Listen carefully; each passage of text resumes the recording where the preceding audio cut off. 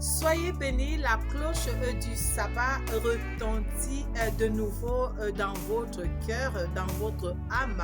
Et la Bible dit que celui qui a les oreilles entende ce que l'Esprit de Dieu dit à l'Église. Et si vous avez l'Esprit de Dieu, vous allez saisir le message de Dieu dans votre âme. Ce n'est pas une affaire charnelle. Alors, nous sommes dans un enseignement à 3 dimensions. Nous avons déjà fait la première vidéo dans laquelle j'ai mis en haut jaune où je parle des 2 métaphores et des 2 définitions de la femme. Veuillez aller la chercher. Et il y a la deuxième vidéo dans laquelle je suis on appelle ça rose. Je suis en rose bonbon et je vous prie aussi de la chercher parce que là je vous explique la deuxième définition de la femme. Alors les 2 métaphores, il s'agit de Dieu qui a une vision. La première vidéo parle de Dieu qui a la vision de la femme.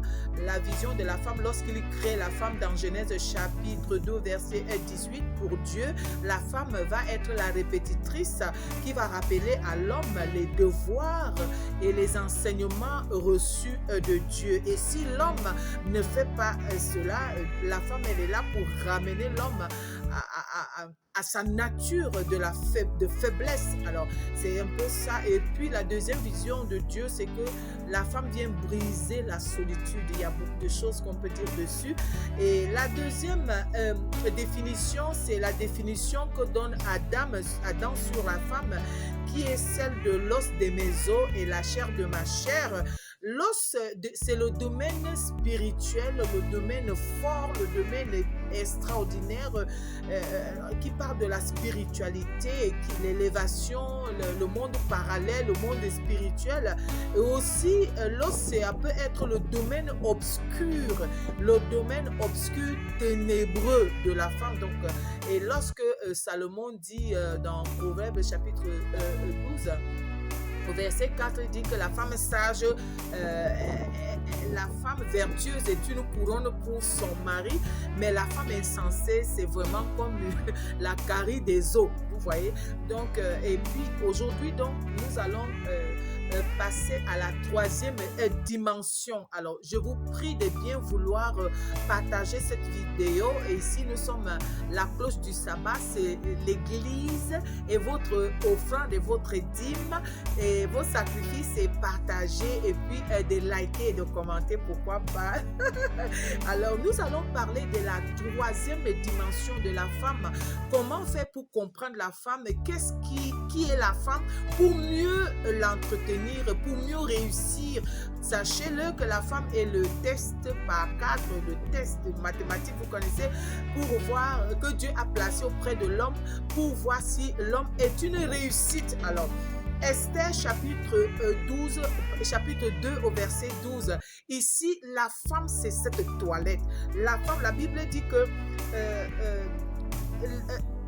Esther, on avait ramassé les femmes, on a pris des jeunes filles très jolies, hein, et puis il fallait leur donner cette toilette.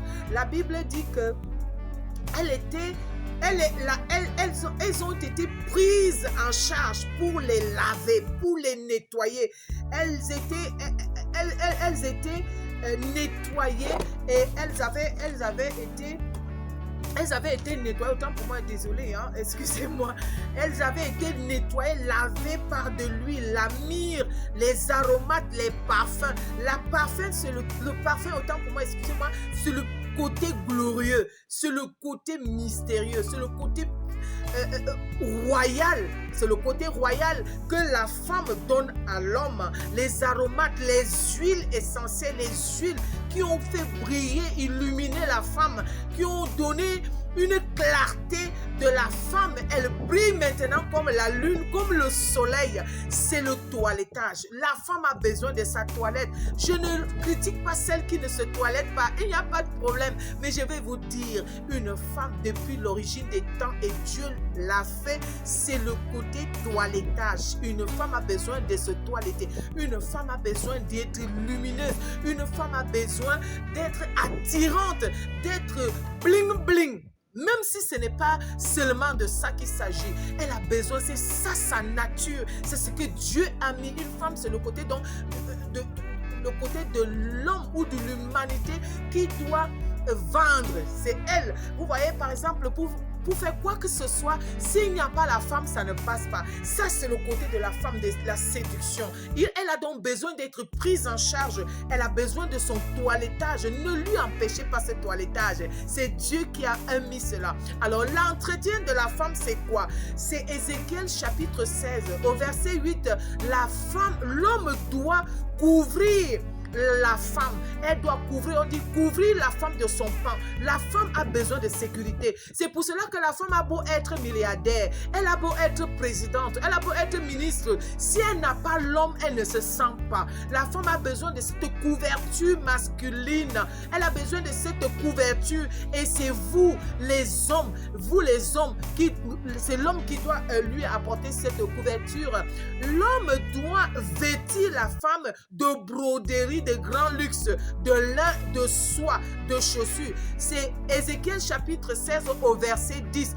Elle a besoin, la femme a besoin de regarder ces broderies de luxe. Et ceux-là, les pays de l'Orient ont bien compris que la femme, c'est ses bijoux. La femme, c'est l'or. On doit la parer d'or. On doit lui donner des broderies au grand luxe, au grand prix. La soie. On doit lui mettre des chaussures de marque, de grande marque. C'est ça. Au verset 16, il est écrit, l'homme doit parer sa femme d'ornement. L'homme doit parer sa femme de bijoux d'or, de diamants, au doigt et tout. C'est écrit, allez lire. La femme doit être prise en charge par l'homme. Elle doit être parée de bijoux. Au verset 12 du chapitre 16 d'Ézéchiel, il est écrit, dans son nez, on doit lui mettre des ornements. Vous voyez, dans son nez, à ses pieds, on doit lui mettre des bijoux au niveau de ses hanches, au niveau de ses pieds. Vous qui condamnez sa gloire à Dieu, c'est votre part là-bas. Je ne vous critique pas. À sa tête, elle va avoir une couronne pour la beauté, une couronne de beauté. Ah, désolé, on a été coupé. Au niveau de son nez, on doit parer la femme des bijoux. C'est-à-dire que j'aime les pays de l'Orient. C'est à l'Orient, en Afrique du Nord, c'est eux qui ont compris. La femme a besoin d'être parée de toutes sortes de bijoux de valeur. C'est ce que Dieu a voulu à son nez. L'homme doit faire manger, au verset 13 d'Ézéchiel chapitre 16. Elle doit manger les plus beaux. L'homme doit entretenir la femme au point de lui donner des beaux repas, les plus bons repas. Est-ce que ce n'est pas pour cela, lorsqu'un homme drague une femme, il l'amène d'abord au restaurant pour l'épater ou la pâter? Mais c'est ça exactement. L'homme doit lui faire plaisir, rendre la femme heureuse et extrêmement belle. C'est ça l'entretien de la femme. Et l'homme qui a compris ça, je vous dis la vérité, le monde qui comprend ça est un monde sauvé. L'homme doit faire prospérer la femme. C'est-à-dire quand vous quittez de vos papas, ce n'est pas la femme qui... La femme n'a pas été faite pour se faire prospérer, pour s'auto-prospérer, pour s'auto-mettre en valeur. Non. Dieu a créé la femme afin que ce soit l'homme qui fasse prospérer la femme. C'est-à-dire, elle vient de ses pères sans rien. Et quand elle se marie, elle devient quelqu'un. On entend parler d'elle. On la voit. On dit, waouh, c'est cela la femme. Vous savez, un peu ce qu'on voit sur les réseaux sociaux, mais ça ne doit pas seulement être que ça. La Bible dit que prospère aussi à tous égards. Prospère à tous égards comme prospère ton âme. Comment voulez-vous qu'un enfant de Dieu prospère dans l'esprit, mais dans son âme, il prospère, mais dans son visuel, dans son apparence, il ne prospère pas. Non, l'homme doit amener la femme. Il dit que dans le verset 16, je dis, la femme, c'est l'homme qui doit amener la femme à devenir un royaume où des gens du monde entier disent waouh, c'est l'homme. Et la femme a besoin de ça. Ça dépend de son épanouissement.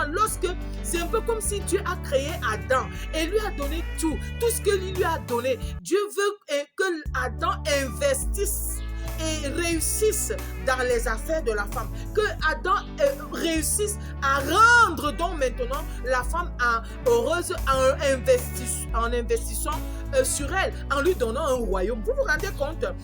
Verset 14, l'homme doit donner une bonne réputation. Vous savez, parfois on se marie et les hommes se disent, parle-toi mal de leur femme, dédaigne leur femme. Et c'est beaucoup plus chez les Betty, c'est beaucoup plus chez les Écans, c'est beaucoup plus ici au centre, sud et est. Vous voyez l'homme, on sait qu'un homme est marié lorsqu'il se tient surtout sur les boulous, alors c'est la daille. Chez les boulous, c'est la daille. L'homme, on reconnaît qu'il est l'homme, il dédaigne sa femme en public, il dédaigne, insulte sa femme. Quand vous écoutez un boulot insulter sa femme, vous avez l'impression qu'il ne va jamais avec elle au lit. Mais vous vous rendez compte que les enfants sortent, ce n'est pas bon. La Bible dit que l'homme doit donner une bonne réputation à sa femme. L'homme doit donner une bonne odeur de sainteté à sa femme. C'est l'homme qui dit que sa femme, elle est belle, elle est magnifique, elle est serviable, elle est accueillante, elle est parfaite. Et les gens se disent, alors, ah bon, c'est là, nous on ne savait pas cela. Alors, voici un peu les trois dimensions, les trois métaphores pour comprendre qui est la femme. Alors, cessez de juger les femmes dans vos églises, dans vos églises là. Cessez de critiquer les femmes.